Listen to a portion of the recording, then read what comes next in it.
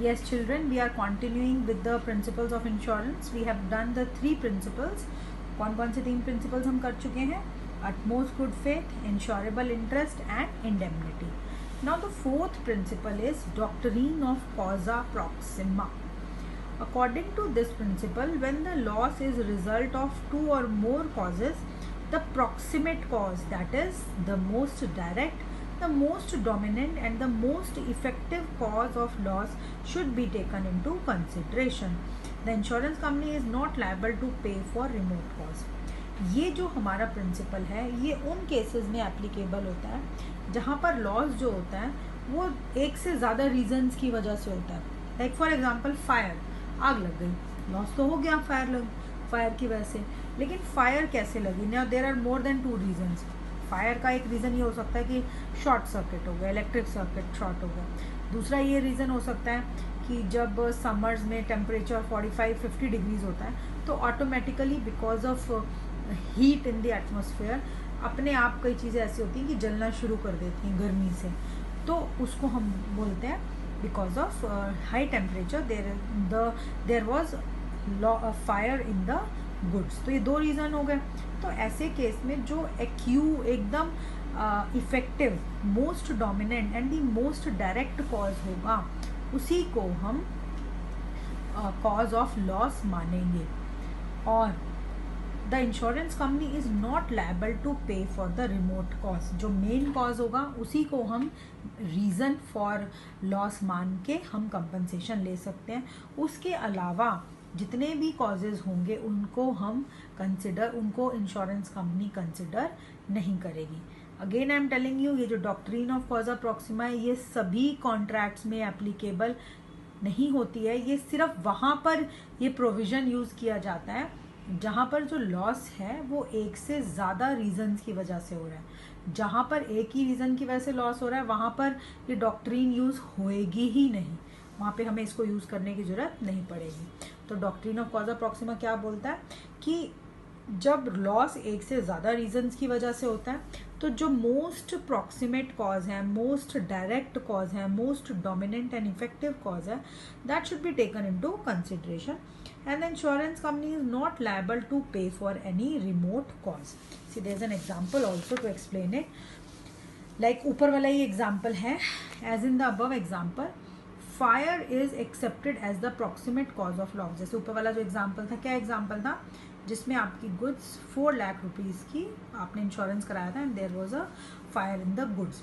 तो उसमें फायर जो है it will be accepted as the main cause of loss if there had been no fire and the goods would have been destroyed due to excessive heat. The insurance company would not be liable to pay the compensation. जैसे हमने risk क्या cover करवाया? Fire की वजह से, अगर आग की वजह से अगर आपका गुड्स डिस्ट्रॉय हो जाते हैं तो आपके गुड्स तो डिस्ट्रॉय हुए but not because of fire. आग लगने की वजह से नहीं हुए बट बिकॉज ऑफ, इसमें दे रखा है excessive heat during the summer season. कई बार excessive heat during the summer season की वजह से भी आग लग जाती है. Then the insurance company would not be liable to pay compensation. तो ऐसे केस में इंश्योरेंस कंपनी आपको पैसा नहीं देगी. क्यों नहीं देगी? क्योंकि इंश्योरेंस कंपनी ये बोलेगी कि जिस रीज़न की वजह से लॉस हुआ है वो रीज़न तो आपने हमारे से इंश्योर कराया ही नहीं है. तो इसलिए इट इज़ द डॉक्ट्रिन मतलब ये वहीं पे एप्लीकेबल होगी एज अ कंडीशन. कहाँ पे एप्लीकेबल होगी? जहाँ पे loss occurs because of more than 1 reason. एक से ज़्यादा रीज़न की वजह से अगर लॉस होता है तभी हम इस प्रिंसिपल को यूज़ करेंगे, अदरवाइज नहीं करेंगे. ऐसे next is the doctrine of subrogation. After the insured is compensated for loss और damage of the property insured by him or her, the right of ownership of such property passes on to the insurer. This is because the insurer cannot make any profit by selling the damaged property. Now what does it mean? Subrogation means stepping into the shoes.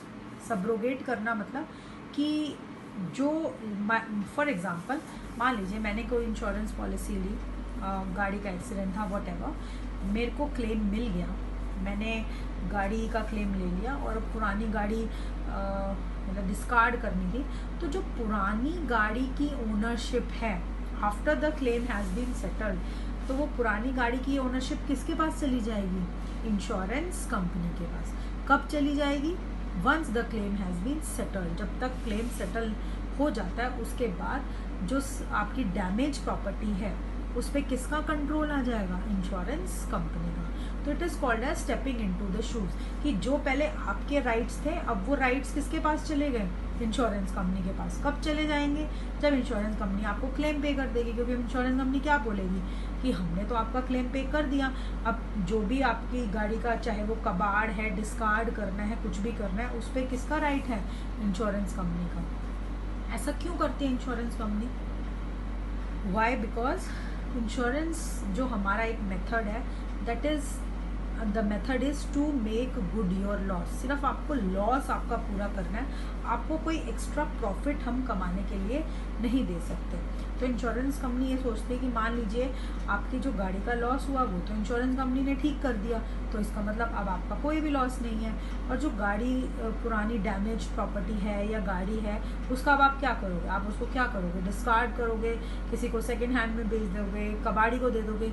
तो जितना भी आपको पैसा उससे मिलेगा, it means you are earning more, तो it will result in making profits, and the insurance company can not allow you to make any profit out of the transaction. वो आपको इस ट्रांजैक्शन में प्रॉफिट नहीं करने दे सकते, क्योंकि इंश्योरेंस बेस्ड ही इसी प्रिंसिपल पे है कि आपका लॉस पूरा किया जाएगा लेकिन आपको प्रॉफिट नहीं करने दिया जाएगा। तो इसमें नीचे इसका एग्जाम्पल भी दे रखा है। For example, mister Y gets his motor car insured for some of its parts and some of its parts got damaged in a road accident. Mister Y ने एक अपनी मोटर कार का इंश्योरेंस कराया था और उसके कुछ पार्ट्स जो थे वो एक रोड एक्सीडेंट में खराब हो गए। He gets the insurance claim and gets the damage parts replaced by the new ones. उसने इंश्योरेंस क्लेम लिया और जो उसके डैमेज पार्ट्स थे उनको उसने रिप्लेस करा लिया। But the damage parts will be taken by the insurance company now. आपके तो नए पार्ट्स लग गए, जो पुराने पार्ट्स थे उस पर किसका राइट हो जाएगा? The insurance company. The insurance company will now step into the shoes like he is the owner, कि वही ओनर है। The insured has no right over the damage parts since he has already got compensation for the loss. आपका loss पूरा हो गया, अब आपको कोई मतलब नहीं है कि वो प्रॉपर्टी किसके पास है। This was the fifth principle. Now the next principle is the principle of contribution. Contribute करना, everybody knows contribute क्या मतलब होता है बेटा? Contribute करना मतलब आपस में डिवाइड कर लेना किसी भी चीज को। तो when more than, हाँ ये भी कब यूज होता है? When more than one insurance policy is taken to cover the same risk, then it is called as double insurance. एक ही प्रॉपर्टी को आपने दो बार इंश्योरेंस कराया। लाइक फॉर एग्जाम्पल, मेरा घर है, आई हैव माई हाउस, मैंने दो इंश्योरेंस कंपनी से, insurance company A and insurance company B, दोनों से इंश्योरेंस करा लिया। इंश्योरेंस कंपनी ए से मैंने 5 लाख का करा लिया, इंश्योरेंस कंपनी बी से मैंने 5 लाख का करा लिया, तो मेरा कितना रिस्क कवर्ड हो गया? 10 लाख रुपीज। तो इस कंडीशन को हम क्या बोलते हैं? Double insurance. When the same property is insured with more than one insurance companies, then it is called as double insurance. So according to this principle, if a person has taken more than one insurance policy for the same risk, then all the insurers will contribute the amount of loss in proportion to the amount assured by each of them and compensate him for the actual amount of loss. तो जब एक से ज़्यादा insurance company से आपने अपनी property को ensure कराया और लॉस हो जाता है, तो उस लॉस को जितनी भी इंश्योरेंस कंपनीज हैं, 2 से कराया, 3 से कराया, वो उस लॉस को डिवाइड, कंट्रीब्यूट करेंगी एक पर्टिकुलर रेशो में। और रेशो क्या होगा? जितना उन्होंने अमाउंट एश्योर किया था स्टार्टिंग में कि भाई हम इतने तक आपका लॉस फुलफिल कर देंगे। Separately the insured can not claim total loss from each insurer. वो हर इंश्योरर से अलग अलग लॉस क्लेम नहीं कर सकता, because he has no right to recover more than full amount of the actual loss. क्योंकि अगर वो दोनों से ले लेगा तो उसका मतलब उसको जितना लॉस है उसका डबल अमाउंट मिल जाएगा, तो वो तो उसका प्रॉफिट हो जाएगा, और इंश्योरेंस कंपनी आपको प्रॉफिट कभी होने नहीं देती, इसलिए इसको बोलते हैं कॉन्ट्रीब्यूशन। इसका एग्जाम्पल देखिए फिर समझ आएगा। A businessman has his factory insured against fire for rupees 5 lakh with insurer A A insurance company है उससे 5 लाख रुपीज में कराया एंड बी इंश्योरेंस कंपनी में 3 लाख रुपीज का। तो ये सम एश्योर्ड हो गया, रेशो क्या हो गई 5:3। Due to fire a loss of 1,60,000 occurred. अब हमारा लॉस कितना हुआ है 1,60,000। Then the insurers A and B will contribute the loss in the ratio of 5:3 and will be liable to pay how much? A का कितना है 5/8 into amount of loss that is 1,60,000, वो कितना पे करेगा 1 लाख। बी का कितना है 3/8 इंटू 1,60,000 दैट इज 60,000। तो ए जो है वो 1 लाख रुपीज लॉस पे करेगा और जो बी है वो 60,000 रुपीज लॉस ईयर करेगा। अब तुम कहो कि मैम ए भी पूरा 1,60,000 दे दे और बी भी पूरा 1,60,000 दे दे, ऐसा नहीं हो सकता। तो ये पहले से ही रेशो डिसाइड होता है कि किस रेशो में, कौन सा रेशो होता है, ratio of the sum assured. Sum assured कितना है यहाँ पे 5 लाख एंड 3 लाख, जितने में आपने सम एश्योर कराया है उतने ही रेशो में वो आपका लॉस बियर करते हैं। So these are the 6 principles of insurance. कौन कौन से प्रिंसिपल्स हैं, let me recall once again. पहला है utmost good faith. Utmost good faith मतलब both the insurer and the insured should disclose all material facts. दोनों को एक दूसरे से कोई बात नहीं छुपानी है और सब सच सच बताना है। इंश्योरेबल इंटरेस्ट मतलब आप उसी ही चीज़ का इंश्योरेंस करा सकते हो जिसमें आपका कुछ इंटरेस्ट हो। इंडेमनिटी, फायर और मरीन इंश्योरेंस है, these are the contracts of strict indemnity. Means कि आपका जितना भी लॉस है वो आपका पूरा किया जाएगा and you'll not be required, not be allowed to make any profit out of it. Doctrine of causa proxima, ये वहाँ पे एप्लीकेबल होता है जहाँ पे लॉस एक से ज़्यादा रीजंस की वजह पे होता है। तो जब एक से ज़्यादा रीजंस होते हैं तो जो मेन रीज़न है, बिल्कुल डायरेक्ट कॉज है, उसी को कंसिडर करती है इंश्योरेंस कंपनी और दूसरों